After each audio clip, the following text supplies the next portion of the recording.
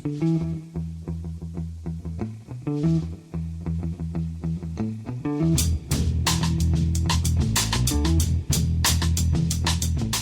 and welcome to The Price of Football, the show that looks at the money behind the beautiful game with me, Kevin Day, and him, Liverpool University's Kieran Maguire, all safely back from Spain now, so no Chris Packham-style outside sound effects, Kieran.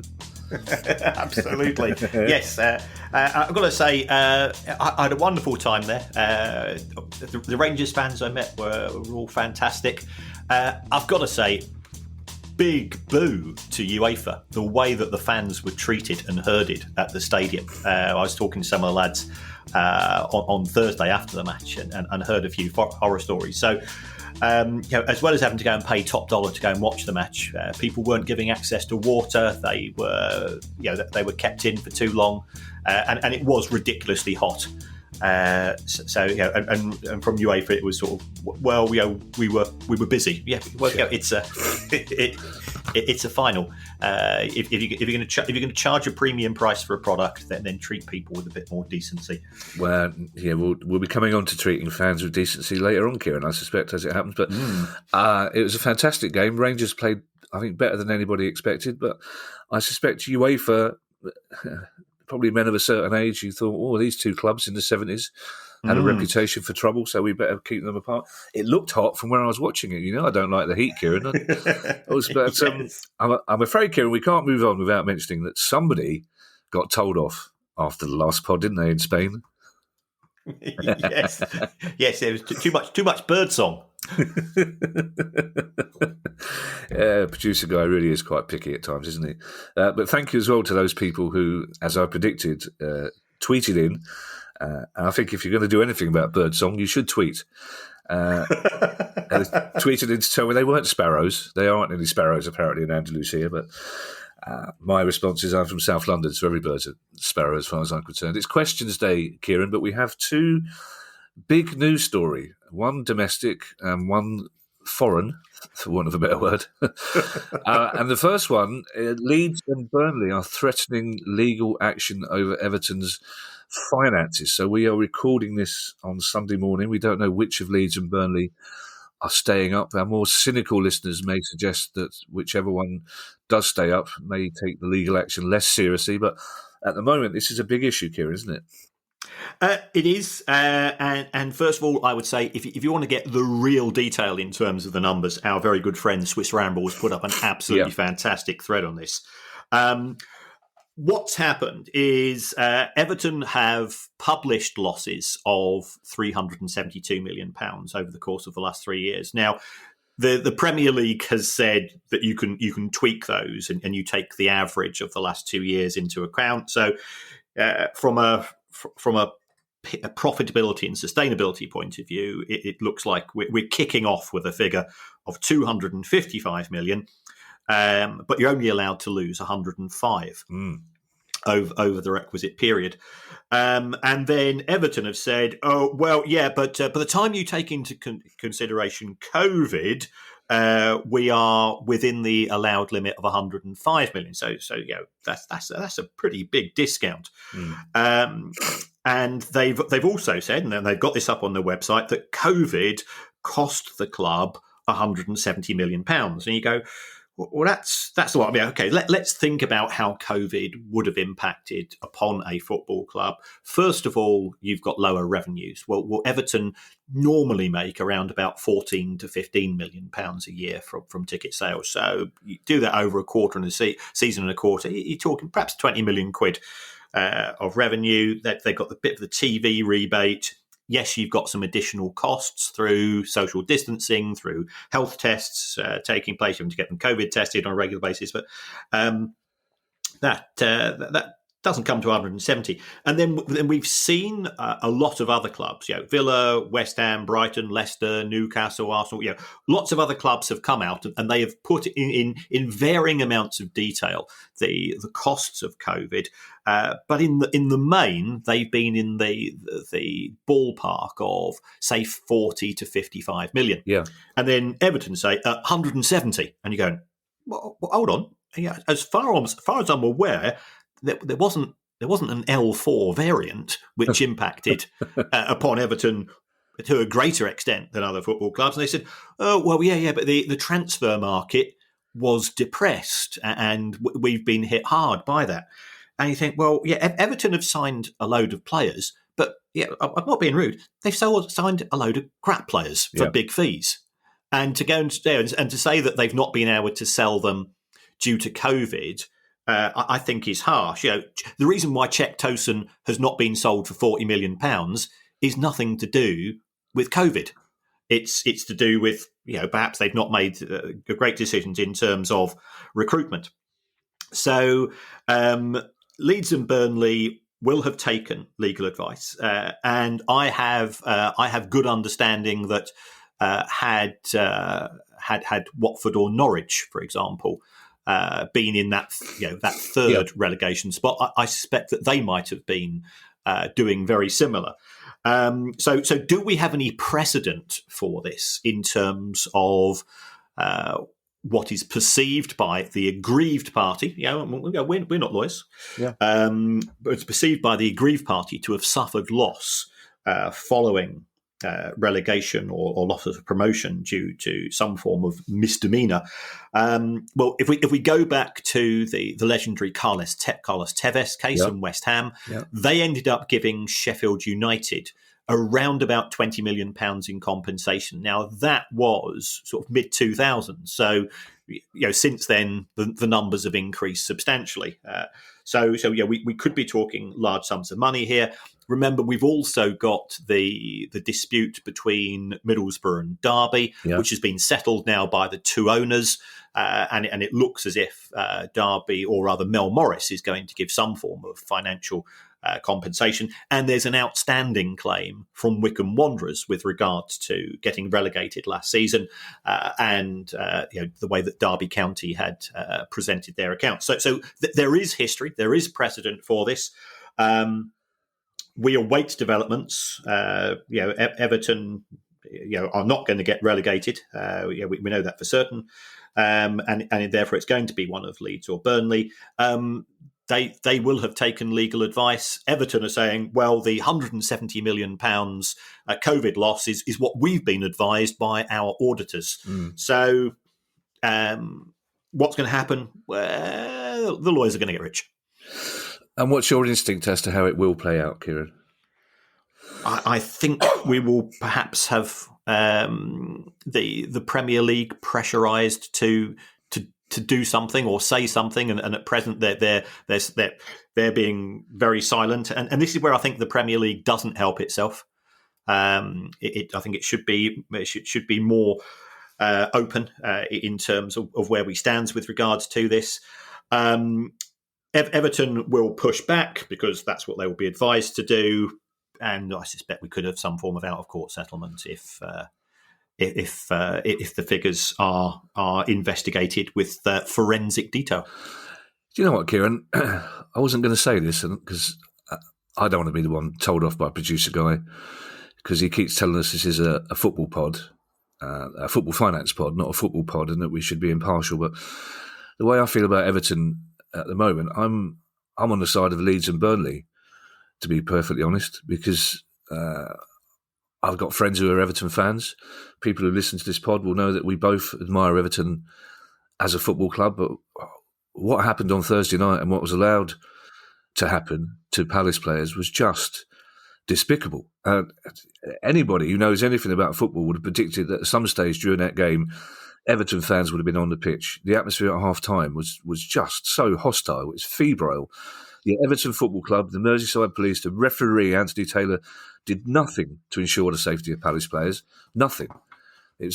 And after the first pitch invasion, Palace coaching staff specifically expressed their concerns to the ref, and he ignored them, just as he ignored it when Michael Olise was hit by a bottle in the third round of the FA Cup at Millwall. And I'm assuming, Kieran, that the silence from Palace, Everton, the FA and the Premier League indicates that there's an investigation going on. But if not, Palace fans won't let this go away. We're already discussing ways to make sure this isn't swept under the carpet. And yes, angry Everton fans will treat me and say it was just a small number of us. Yeah? And it's emotional. And yes, there are some dickhead Palace fans out there. And I know that I've excused football fans in the past, because in the past we were treated like cattle. So it's no wonder we reacted. But we're not anymore. And low rent psychologists in tabloids going, well, this is pent up COVID anxiety, or this is just nonsense. These are dickheads being dickheads. And it's got to stop, Kieran. And I'm sure Swindon fans feel exactly the same way about Port Vale, and Sheffield United fans feel exactly the same way about Nottingham Forest.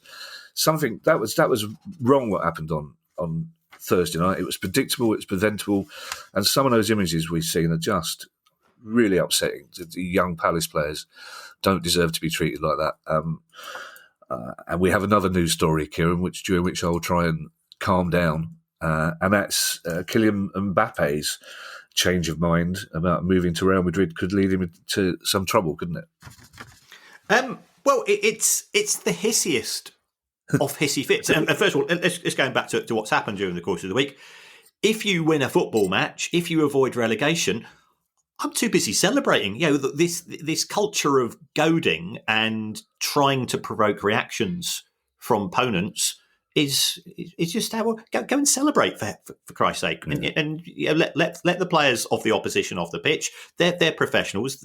The field of play is their place of work. I don't clamber onto a stage after a gig and try to headbutt somebody because they didn't sing a song out in tune. Yeah, so I just find it bizarre. But this is part of, you say, it's Dickhead's Day out. There is now a belief of what is accepted, anything goes, especially if you've got a camera in your hand, because then you can get. And I saw what happened to Patrick Vieira. Somebody was trying to provoke a reaction, so he could film it, show it to his mates on Instagram, and become a bit of a lad, bit of a hero. And as far as I'm concerned, Patrick Vieira was perfectly entitled to react in the way that he did. It wasn't just Vieira; it was Anderson, it was Zaha, it was Benteke.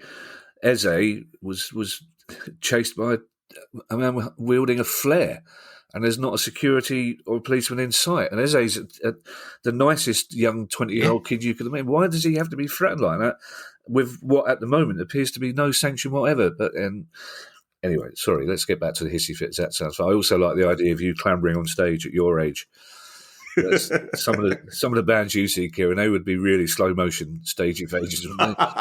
All of you hopped up on quavers and water. The Sisters of Mercy panicking as they all come Zimmer framing down towards the stage.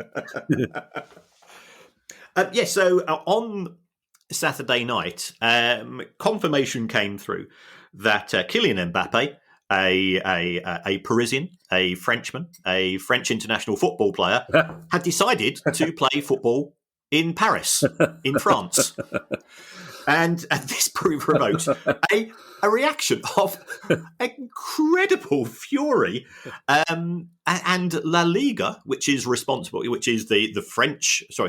Spanish administrative body for the competition, put out a full-page statement of absolutely righteous indignation, saying this is absolutely outrageous. How dare Paris St Germain match the offer from Real Madrid? And I'm going, hold on, and this is this incredible sense of entitlement that you have within Spanish football, which is such a shame, because I've just come from I've come from a week working in Spain. I've spent 2 days filming at Real Betis, and the people there are absolutely fantastic. And I went along to see them play last week, and it was one of those certain things. Sort of, God, I'm so proud to be a football fan. Uh-huh. So you've got individual clubs who are absolutely magnificent, and then you've got Real Madrid and Barcelona and Tebas, who's head of La Liga, and they act with this incredible sense of entitlement. And if you go to Marca, take a look at the English version of Marca, which is the Spanish purely football newspaper. And yes, they've got to get 30, 40 pages out each day. And yes, it is mainly to do with Barcelona and Real Madrid. But every single article is the same. How on earth can Kylian Mbappe have any self-respect, having to play against the likes of Lille or Lyon or these other clubs. I go, well, you mean that if he came to Madrid and he was playing against Osasuna or Getafe or some of these clubs, he would therefore automatically feel, oh yes, this is a much, much, much higher level. It was an incredible reaction from the Spanish press, who are very much in the pockets of the big clubs. Yeah. And that was also something which was really depressing to see on Thursday following the Frankfurt Rangers match, because I think there's one incident where some Frankfurt fans who were wearing balaclavas decided to go for the Eurovision luzzing contest in respect of some chairs, and some Rangers fans joined in. But with 150,000 fans there, it wasn't right, but it was not representative of 150,000 fans. All I saw was people singing and getting sunburnt, and that was about it. But Mbappe, who is at the end of his contract next month, so therefore he's perfectly entitled to negotiate the best contract possible for his career, and he has done that. So he will have got a huge signing on fee, and I think this is one thing that we are seeing now increasingly, that at the elite level, players are quite happy to run down their contracts in the knowledge that if you're going to be in a position, especially with Mbappe, he's absolutely magnificent player. He's only 23, so he's got a huge number of years ahead in terms of his career. You run down the contract until it expires, and therefore the buying club, which can either be your existing club or a new club, has two choices. They can A, sign you, or B, they can go out into the market and sign a top class striker who's going to cost 100 million plus in the transfer market. And you say, well, you give me that £100 million, I'll stay, or I'll go to you. So, and this is what we've seen in respect to him. His signing on fee is estimated to be somewhere in the region of 100 to 150 million. He's going to keep a significant proportion of his image rights, potentially 80 to 100%, and his salary is, and I quote, only 40 million a year. How's he going to get by on that, Kieran? Exactly. But my view, good luck to the lad. He's at the top of his profession. Yeah, I mean, what this reflects, Kieran, in Spain is the realisation that whereas 20 years ago there were probably only one, maybe two clubs in Europe that could match the finances of Madrid and Barcelona, there are now 7 or 8. That's the problem. They now realise they're not top of the pecking order. But and before we move on, Kieran, luzzing? Is that an old Sussex word? What's luzzing? That's what you do. That's what you do with chairs. You luzz them. That's the official luzz. Yeah, Luzz. Don't you dare. Well, it's not ZZ Top, is it? That's true. Well, no, it's not ZZ Top, but also they're not from South London, Kieran, as we are. So where we pronounce things properly. We pronounce Z. We might drop our H's, but we pronounce our Z's properly. And yes, Everton fans listening, I'm aware of the apparent hypocrisy that Kieran and I said it's only a few fans at the Frankfurt Rangers games. It's only a few of your fans, but still, it's got to be sorted. So let's get into the questions, Kieran. We have some very good questions here. Now, first one comes from Dan Jackaman. Dan says, my question is on the back of a recent discussion about the news involving Gareth Barry and Swindon Town. Kieran mentioned that FA rules prevent active players from investing in any clubs. So is the case of Hector Bellerin and his stake in Forest Green different in some way? I believe he's now the second largest shareholder in the club, which would surely break the FA rules Kieran mentioned. Yeah, I saw this article and read it as well. So I went on to Companies House and downloaded something which is known as the confirmation statement in relation to Forest Green Rovers. Yeah. And this listed out all 154 shareholders. Hector Bellerin is not on the list, which I find a bit strange. But in terms of, are you allowed to buy shares? I think the rule is you're not allowed to have a significant minority stake or more. Now, that would be 10% or more of the shares of the club. And if we take a look at Forest Green Rovers, 96% of the shares are owned by the Green Britain Group, which I think is related to the owner. Yeah. So even if he had bought shares, he would have been below the 10% threshold. There's lots of local people, and I think the Forest Green Rovers Supporters Club owns some shares as well. And I think that's really useful, because it means that the annual general meeting, fans and other investors are allowed to just to say, can we do this? Can we do that? We had Dale on the show, and he was, he's a pretty open guy. Yeah. That's where he stands. So I found it weird that he might own shares, but I can't find evidence of that on the company records. Yeah. First of all, Kieran, when you say you went on to Company's House, that implies that you occasionally came off Company's House, which we know is not the case, Kieran. It's very in a way that some people have music on in the background. You have the Company's House website. It's an interesting one from Dan Giacomo, because it was certainly reported a while back that Bellerin was taking a stake into Forest Green Rovers, but it might be just that he's publicly talked about the values that he shares with the club, those laudable values. He's a vegan, and he's very much an environmental campaigner, so perhaps people in the press put two and two together. But that's a good question from Dan. And we got another very good question from Dan, a very interesting one. It's been a good week for Stockport County, a club I know that's close to your heart, Kieran. But Dan Jones says, at Stockport County's FA Cup replay this season, I noticed that much of the advertising space was taken up by Vita, you can tell me, Kieran, a company I believe to be controlled by Stockport's owner. With cases such as Newcastle, where profit is clearly not the main objective, I can see the logic of that strategy. But what would the aim of a smaller club such as Stockport doing this, as it appears to be bringing no extra external revenue into the club? It's not bringing extra external revenue, but it is bringing revenue which would count towards financial fair play. And therefore, we've just been talking about Forest Green Rovers, and Forest Green are sponsored by is it Ecotricity? Ecotricity, yeah. So we've got Stoke City being sponsored by Bet365, and we've got Manchester City being sponsored by the Etihad, and there are many examples of what's referred to as related party transactions. Roman Abramovich used to have a seat at Chelsea for which he paid £1 million a year. So this type of thing is common. Stockport have been acquired by a guy called Mark Stott, and they have been promoted. I'm absolutely delighted. I lived for a long time in Stockport. My kids went to school in Stockport.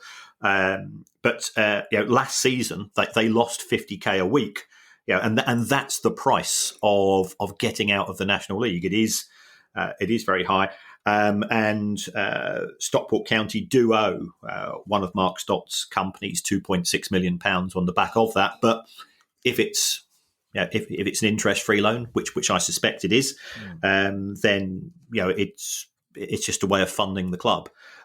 So there could be some potential tax benefits to the company paying for the advertising.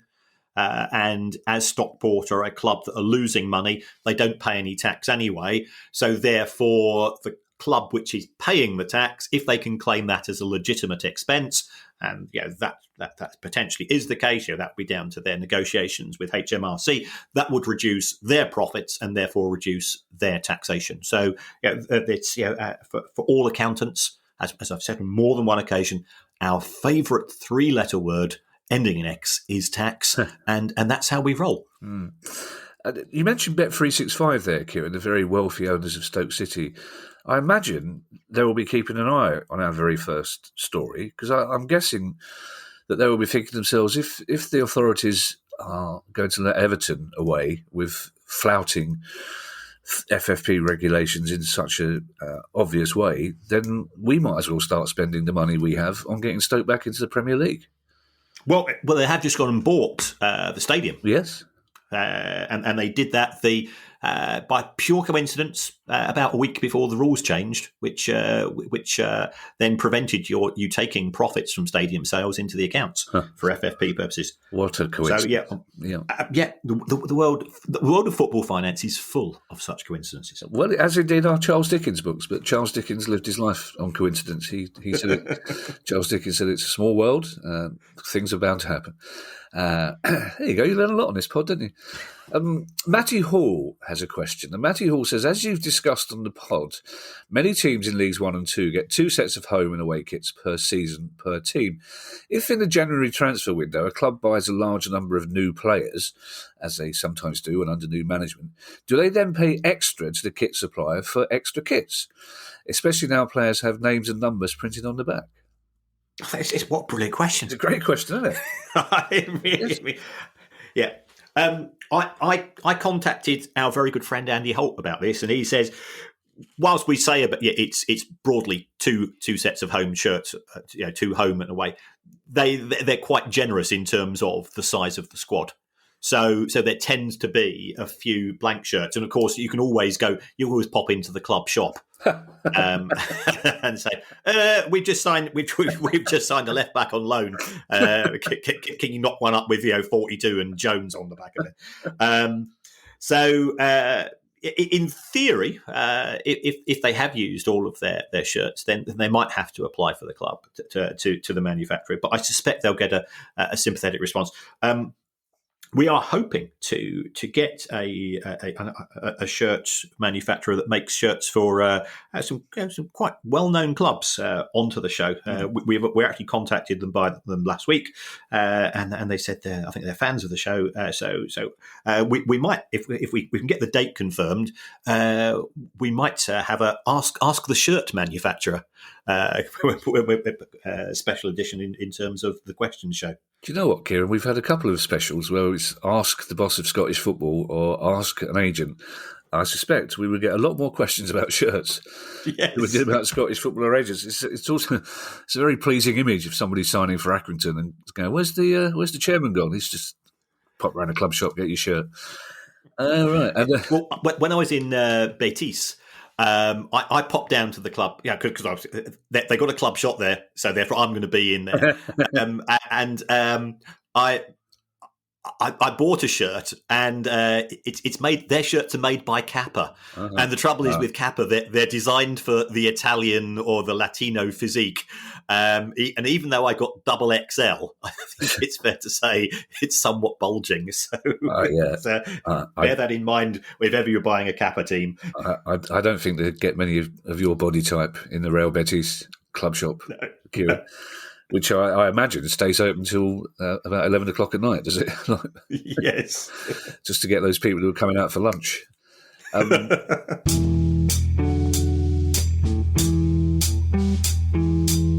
Sweaty sack summer is approaching, and it's time for you to prioritise the comfort of your crotch. That's why the kings of crotch comfort, Manscaped, have spent 2 years designing the most comfortable boxer briefs out there, which are so breathable, they're like gills for your groin. We think it's time you invest in your family jewels. So let your bulge breathe and get 20% off and free shipping by using the code PRICEOFFOOTBALL at manscaped.com. We already know that the Lawnmower 4.0 is the best electric trimmer for below-the-waist grooming. It gets rid of those Rhodes Boysons that you might have down there. But outside of ball trimming, Manscaped are now focusing their efforts on helping out your thigh slappers in other ways with their game-changing boxers. They feature the Jewel Pouch, which is designed to cradle your boys in their own special space and is lined with perforated performance fabric to keep them well ventilated. Basically, just imagine your balls sipping pina coladas, chilling on a hammock on some tropical beach. So get 20% off and free shipping with the code PRICEOFFOOTBALL, all in big letters, at manscaped.com. That's 20% off and free shipping with the code PRICEOFFOOTBALL at manscaped.com.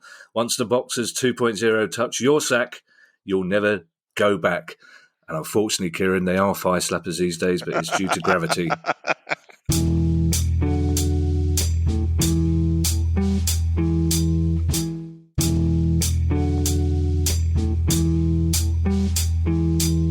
Talking of Accrington, we've actually producer guy found 3 more questions down the back of his gold sofa that we didn't get through at the live show, but they're good questions, and one of them in particular relates to something you've spoken about already. And the first one comes from Chris Vose. And Chris says, how many times do clubs like Norwich, Fulham, Watford, West Brom, etc. need to get promoted and relegated before parachute payments are considered a reward for failure? Yeah, I absolutely understand where Chris is coming from. Parachute payments are part of the distribution of monies within the Premier League and the Championship. And frankly, the distribution model does not work. What we have is clubs are potentially getting too much money in the Championship, but not enough money when they get to the Premier League, and then they end up getting relegated. So should this be addressed? Well, we'll have to wait and see. But the reason why this is getting worse and worse is, I know I've said this before, it's all Leicester City's fault by winning the Premier League in 2016, which was one thing, and therefore, more importantly, taking away one of the Champions League spots for the following season from the greedy six, who think that those places are theirs and theirs alone. And let's be honest, over the course of the last 10 years, with the exception of Leicester, they have been theirs and theirs alone. So what happened is the greedy six went to the rest of the Premier League and they said, we want more of the TV money. So, which means that it does make it more, if there's more money going to them, there's less money for the other 14, including those clubs which have just been promoted. So it's part of an overall issue that the big six clubs get too much money compared to the other 14, who in turn get too much money compared to the clubs in the Championship. In my view, it needs the whole thing needs addressing in an analytical and rational way. But until football sets its objectives, and every time I talk to people, they say, yes, I agree with you, distribution needs to be addressed. And you actually then drill down, what they mean is my club keeps the same or more money, but somebody else gets less. And I've yet to find anybody who has come up with a system which genuinely narrows the gaps both within and between divisions. If we reduce the gap between the Premier League and the Championship, you increase the gap between the Championship and League One. So we've also got yo-yo clubs in that position. Rotherham, Barnsley, Wickham almost made it up, and so on. So I think it needs addressing. Perhaps a neutral, unbiased, independent regulator would help. Yes, commiserations to Wickham fans yesterday, but congratulations to Sunderland fans who are finally back in the Championship, which is good news financially for matchday income for the other clubs in the Championship, because they will be taking thousands to away games. We had a little knot, Kieran, of Blackpool fans at the show in Accrington. They will be delighted to hear that I'm wearing a rather fetching tangerine T-shirt just as we speak. Actually, it's orange, Kieran, because of my family background. I have to call it tangerine. Otherwise, I'll get angry tweets from cousins in Glasgow. But one of the Blackpool fans is Ant. And Ant's question is, I recently saw in Blackpool's accounts that we've lost around £41 million over the last 5 years. Is the club still paying off Valerie Bellicon, or is Oyston? Right. It is Oyston. Jailbird. Yes. I'll describe him as. I've been asked to tone down your description. Yes, my normal description of him. So I'll just describe him as a former jailbird. So Blackpool have lost a lot of money, but the reason for that is that wages have been 121% of income over the last 5 years. Now, for part of that period, Blackpool fans were running their "Not a Penny More" campaign, which meant that revenues from matchday sales were reduced, and where they tried to put financial pressure onto the Oyston family to try to encourage them to sell the club. And that has now finally paid off. And then in 2021, when I think when the sale had gone through, they would have returned in numbers. but we had COVID. So I would expect that situation to substantially improve for 21-22 as the fans now have there. And also, we are starting to see from Manchester United fans, they are also thinking. I was on a show last week, and somebody said to me, "Well, what happens if 10,000 Manchester United season ticket holders all cancel their season ticket for next season? Will that have an impact?" And under normal circumstances, it would have an impact. The downside is that the Glazers would be laughing their trolleys off if it did happen, because 10,000 fewer season ticket holders means 10,000 extra tourists who will pay A, more for the tickets, and B, the lines around the megastore. So I think Manchester United fans possibly need a slightly different strategy if they want to continue to want to put pressure onto the Oystons, onto the Glazers. And I'm a big fan of non-violent direct action by people to get messages across. It's certainly eventually worked, in some of the other campaigns that we've seen. So, with regards to the outstanding money which is due by Oyston to Bellicon, that is a private matter, and that will not go through the accounts of the club. Kieran, it's bad enough that you were saying Z for Z earlier. Now you're saying line instead of Q around the shop. This has got to stop. Can you just remind non-Blackpool fans briefly who Valerie Bellicon is and why Oyston is paying him money? Valerie Bellicon was a minority shareholder in Blackpool Football Club, and when Blackpool were promoted to the Premier League, a fantastic achievement. Yeah, and guy who was your manager, I've forgotten his name. Holloway, Ian Holloway, who I've met, and he's a very funny guy. Less so when I met him, but it's probably partially my fault. Yeah.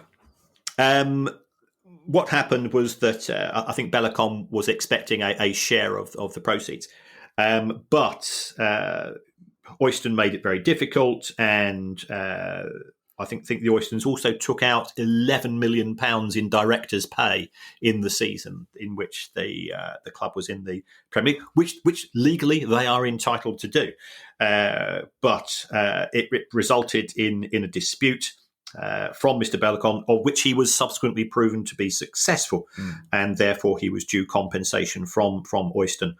And that has been dragging on, and there's been various claims made by Oyston that the club was sold at too low a price and so on, but I don't think he's got very far with that. Yeah, George Cahill was also at the live show at Accrington, and George has a question that relates to something you were talking about earlier.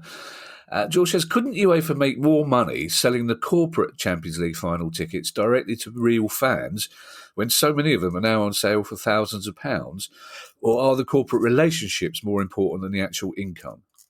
Yeah, fair comment, George. Well, if you take a look at UEFA's accounts, and there's no better way to spend a Sunday morning I would wager, because that's what I have been doing. It may be a cloudless sky outside, but that doesn't stop me going through. Kieran, can I point out that whatever the Baroness is doing at the moment is a better way of spending Sunday morning than going through the accounts of various accounts? Yeah, she's grouting the kitchen. That's my point entirely. It's still a better way of spending Sunday morning than going through accounts. So if we go into UEFA's accounts, it generated €992 million from sponsorship and corporate arrangements. And that involved, ultimately giving some of the tickets to the corporate sponsors. It only made €234 million from the sale of tickets themselves. In fact, what I was quite surprised to find out that only 4% of UEFA's income comes from ticket sales, because they are very much focused on the sponsorship sector and the TV sector. The TV brings in 3/4 of UEFA's income. So if they had sold the corporate tickets for more, then the sponsors, I suspect, would have paid less for the rights, because one of the reasons why the sponsors like to pay is that they get the benefits of rocking up to the final. But I suspect they were given some bottles of water Yes. in the incredible heat of Sevilla. Well, I imagine where they were, it was probably air-conditioned, Kieran, I'm guessing. Yes. Ben Foxcroft has a question, which again, by a coincidence, Kieran, it's amazing how it happens, as we said, is about something you've already mentioned. And Ben's question, a very interesting one, says, following on from discussions about ways of circumventing FFP rules, why can't owners pay players a small wage, but then compensate for this by making a private purchase from said player, which is overinflated, i.e. buy a random painting for £5 million, which then makes up for the small salary and doesn't count as a club-player interaction? Yes, I think this is possible. The danger is that the player would have to show the profit on the transaction in their personal tax return, which should of course remain private. Things have a habit of leaking, though. Yeah, and this is what we could. So if we take a look at what's happened in rugby with Saracens Rugby Club, what happened there is that in order to try to circumvent the equivalent of financial fair play in rugby, which was a wage cap, there was an arrangement between the club and a few of the players that they shared properties, and therefore the rental income and the capital gains on those ended up going to the players, and that was purely done to try to circumvent. And Saracens ended up being getting some pretty stiff penalties as a result of that. So it's a risk if you are going to do that. I'm aware of some players who have I don't know whether you ever watched the Sopranos, but Tony Soprano and his fellow friends from the Bada Bing, they used to have no-show jobs on construction sites. They would go in and they would collect a wage and they would just sit around, playing cards and drinking wine together. So I'm aware of some players at the lower levels of football, and this is below EFL, but we're not very far below, who have a wage from their club, and then they also have a inverted commas job from another company owned by the club owner. This could be done. We had somebody. We could arrange this that very, very similar to what Ben's just said. Why don't the players, instead of a painting or a drawing by the player, because the player might not be an artist, why doesn't the player endorse a range of NFTs, which the club owner then buys at very, very high rates at an auction? Yeah, could work. Could work. That notion of having players in jobs as well as playing football was a fairly standard practice in the first part of the 20th century, wasn't it? They would be given jobs in inverted commas. Well, I went to see a Walter Sickert exhibition at the Tate Gallery on Wednesday. It's very good. Anybody who's in the London area, I would recommend it. So you're getting Dickens, Sickert, you're getting all sorts of stuff from this thing. Somebody who has visited the London area recently is Simon Todd. Simon Todd has a very good question, a somewhat flowery way of asking it, but I like that nevertheless. Simon says, myself and my roommate visited the big city this season to watch Fulham versus Barnsley. Unfortunately, the Super Reds did not come away victorious, but we had a great time nevertheless. While we were sampling the capital's finest ales, we were tickling each other's chins with thought-provoking questions. Very Alan Partridge way of putting things, isn't it? We were tickling each other's chins with thought. But we were stumped with the economics of an away day. More specifically, what are the financial implications or benefits for the away team? Does the away team get a slice of the away tickets, maybe a cut of the purchases made in the away stand? And how much would an away day cost a team in the Championship, for example, travel and accommodation? Right. If an away fixture is not great for most clubs. First of all, under the way that the system works, is that if let's say that you're an away team and you're going to Club X, and you're given, it's the lower of 3,000 or 10% of the capacity of the ground. So if you could perhaps have 2,000 tickets, if you say we want 2,000 tickets and you only sell 1,500, then you've got to stump up for the other 500 yourself. Yeah. So that's a risk. You do get a commission. I don't think it's a very big commission, but you do get a commission for selling the away tickets. So you effectively just about cover your costs unless you fail to sell all the tickets you originally ordered. So that's not particularly lucrative. And then when it comes to the travel costs, I've spoken to a couple of people in the industry, and they would say, certainly at Premier League level, if you're not flying, you're probably talking 15 grand plus 10k for a hotel. Oh. And the reason for that is that you're going to have one of the top range of coaches. If you are flying, and we've had this discussion about sustainability in football, and why are so many clubs choosing to fly because of convenience, speed, and so on. Realistically, to charter a flight, you are looking at £30,000 if you're going from. The distance isn't actually the issue. It's actually chartering the flight, because you've then got the pilot sitting on the runway, or whilst you're playing football, the pilot's still got to go and wait for the turnaround and so on. If you're going by coach, a team bus is normally £2,500. And if you're going anywhere, a long distance, you might be taking 2 days. You might be using that for 2 days. So the costs are quite high. And remember, during COVID, many clubs were using 2 or 3 coaches because of social distancing. So it is a very expensive activity. And the higher up the food chain you go, the more expensive it becomes. Yeah. Our final question, Kieran, comes from Tommy Bailey. Tommy says, during the game this season between Liverpool and Atletico Madrid, I enjoyed one of Anfield's exclusive Scouse pies.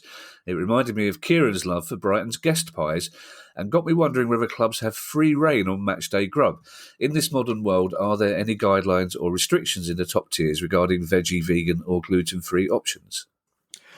No, I think it is actually made. The decisions that tend to be made by the caterers. There will be discussions between the club. It's in the interests of both the football club and the catering company to have a broad range of products which appeal to as many people as possible, because you want to maximise your sales revenue.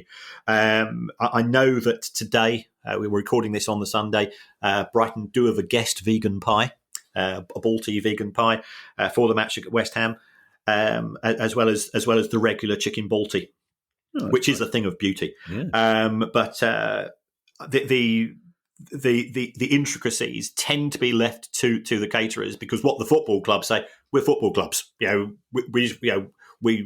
We'll put this out to tender. We'll take the offer which we think is best in terms of range and price and revenue for the club, but doesn't tend to get involved in individual sort of granular decisions. But I think again, it'd be good to get a caterer onto the show to get the news on pies, because it's a subject which is close to my heart. It would be, that would be interesting actually. Yeah, I'm guessing that Brighton is probably the only ground in the country that will sell out of vegan pies. So I suggest if you're in Brighton and you fancy a free chicken balti pie, go along after the game. There'll be loads of them stacked up outside, whereas there'll be no vegan pies left at all. Thank you to everybody who has donated to the pod via our Patreon page. It's very kind of you. If you'd like to join them and make a small monthly contribution to our always free-to-air podcast, then go to patreon.com/priceoffootball. And if you have a question you'd like answered on the show, email us at questions@priceoffootball.com. And in the meantime, I hope everybody enjoyed the last day of the Premier League yesterday.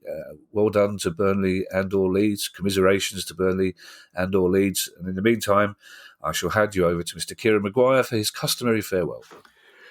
Well, as always, folks, thanks very much for your support from all the different ways. I've sorted out the winner for the AHA tickets, and I'm absolutely delighted. I'm absolutely delighted that one of the people who wrote in respect of the competition, and the question was, in AHA's most famous song, "The Sun Always Shines On," blank, and they got the answer wrong. Which for me, I think is. I'm going to send them a copy of my book purely because I love them so much. But wow! And for those of you that are wondering, well, what is the right answer? It's "The Sun Always Shines on TV." I'm wondering what the wrong answer was, Kieran. Yes. Yes, so thanks for all you Patreon supporters, and I hope the winner really enjoys the gig on Friday night. If you want to support the show in another way, get onto that podcast app of yours, and if you can give us a review, you can give us 5 stars. It helps us in the charts. Myself and Guy and Kevin, we don't really understand why, but Guy keeps reminding us that it helps the algorithms. And it doesn't matter what you say. You could say you'd rather have the show presented by Billy Corgan of the Smashing Pumpkins and Jeremy Corbyn, and I think that'd be quite an interesting meeting of minds, and I'd probably listen to the show myself. Apart from that, have a wonderful time. I'm going along with my autograph book on Tuesday night. I've been invited to the League Managers Association annual dinner, which I'm extremely excited about. I will see Kevin beforehand with a bit of luck. Yes, I'm going to pop up and say hello and then press my nose wistfully against the window of the posh restaurant in which the League Managers Association do is going on. Billy Corgan, Smashing Pumpkins, that's arguably one of my favourite lines in the whole of comedy, certainly in The Simpsons, when Homer gets invited to see them and meets them backstage and is introduced, and Billy Corgan says, "Billy Corgan, Smashing Pumpkins," and replies, "Homer Simpson, smiling politely," which is a lovely joke. Thank you, everybody. See you soon. Bye-bye. Bye. The price of football.